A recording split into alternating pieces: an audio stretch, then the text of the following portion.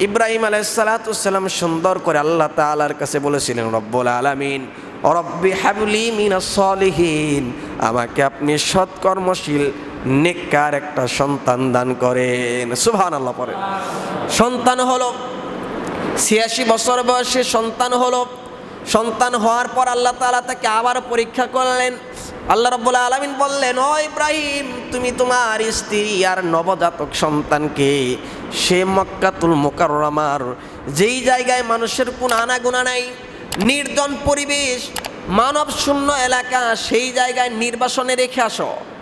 আচ্ছা আপনারা বলেন তো দেখি, ৮৬ বছর বয়সে যদি কারো সন্তান হয়, সন্তানের প্রতি মায়া মোহাব্বত ভালোবাসা কম থাকবে না বেশি থাকবে? কম না বেশি? বেশি। ৮৬ বছর বয়সে একটা সন্তানের মুখ দেখলেন, তাকে আল্লাহ তাআলা পরীক্ষা করলেন, তুমি তোমার স্ত্রীকে আর নবজাতককে নির্জন পরিবেশের নির্বাসনে রেখে আসো।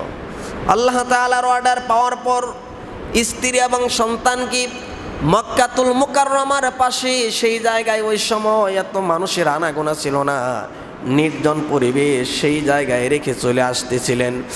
এমন সময় পেছন দিক থেকে স্ত্রী ডাকতেছি, ও প্রাণের স্বামী আমার, আমরা কি এমন অপরাধ করলাম আমাদেরকে রেখে আপনি চলে যাচ্ছেন, কোনো কথা বললেন না? দ্বিতীয়বার যখন আবার প্রশ্ন করা হলো, হযরত ইব্রাহিম আলাইহিস সালাতু সালাম কোনো কথা বললেন না, শাহাদাত আঙ্গুল আকাশের দিকে উঁচু করলেন। আর হযরতে ইব্রাহিম আলাইহিস সালাতু সালামের স্ত্রী হাজরা আলাইহিস সালাতু সালাম বুঝে নিলেন, এটা মনে হয় আল্লাহ রাব্বুল আলামিনের নির্দেশে আমাদেরকে রেখে যাচ্ছেন। সুবহানাল্লাহ পড়ে। এমন সময় হযরত ইব্রাহিম আলাইহিস সালাতু সালাম আল্লাহর কাছে দোয়া করেছিলেন। কোন ভাষায় দোয়া করেছেন আল্লাহ রাব্বুল আলামিন কোরআনুল কারীমের সূরা ইব্রাহিমের ৩৭ নম্বর আয়াতের মধ্যে কোট করেছেন।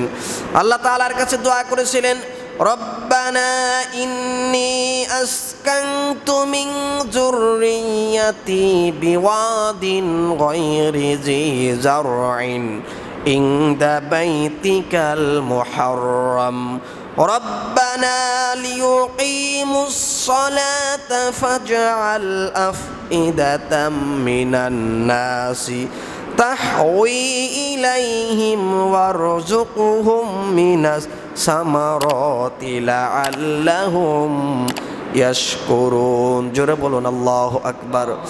আল্লাহ তাআলার কাছে বলেছেন, রব্বুল আলামিন, আমি আমার স্ত্রীকে আর সন্তানকে রেখে নির্জন পরিবেশে রেখে চলে যাচ্ছি, তারা যাতে করে নামাজ আদায় করতে পারে আর কোনো রকম জীবিকা নির্বাহ তাদের হয়ে যায়, এই জন্য ফল দিয়ে ফসল দিয়ে তাদের রিজিকের ব্যবস্থা করে দেন। সুবহানাল্লাহ পড়েন।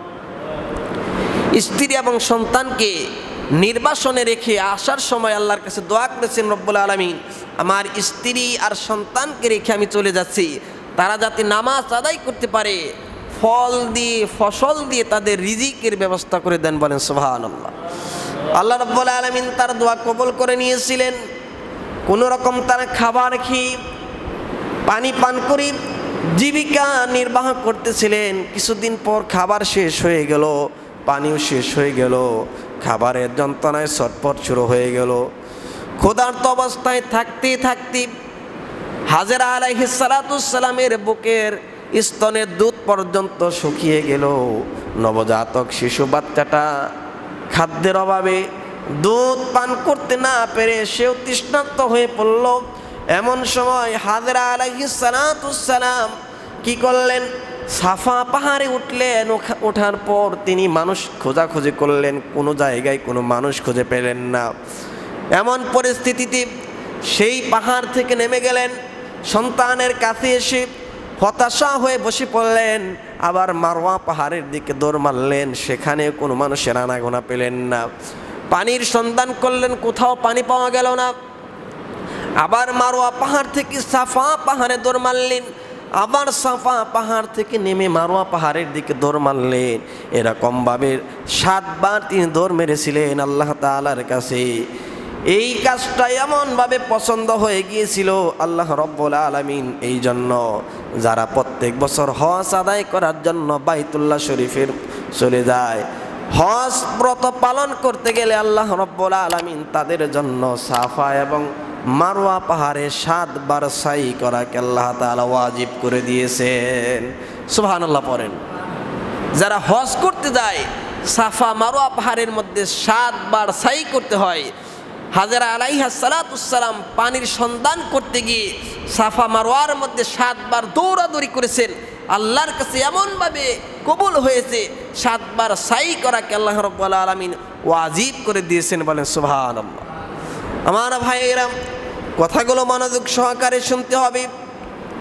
যখন তিনি সাফা পাহাড় থেকে নেমে আসলেন, আসার পর তিনি আসার সময় কানের মধ্যে হঠাৎ একটা বিকট আওয়াজ শুনতে পেলেন।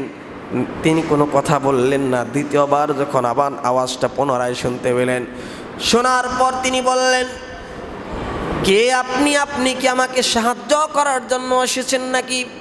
এমন সময় তিনি সামনে তাকিয়ে দেখতে পেলেন হযরতে জিবরাইল আলাইহিস সালাতুস সালামের গোড়ালি কিংবা ডানার আঘাতে সেই জায়গার মধ্যে পানির নহর জারি হয়েছে।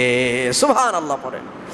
এমন সময় হযরতে হাজরা আলাইহিস সালাতুস সালাম বলেছিলেন জামজাম, এমন 2টা বাক্য তিনি উচ্চারণ করেছিলেন আর হাত দিয়ে পানিগুলোকে বাদ দেওয়ার চেষ্টা করেছিলেন। কিতাবের মধ্যে এসেছে ওই সময় যদি হাজরা আলাইহিস সালাতুস সালাম হাত দিয়ে বাদ না দিতেন, সেই জায়গায় জমজমের কূপ আর কূপ থাকতো না, সেইটা একেবারে প্রবহমান ঝরনায় পরিণত হয়ে যেত।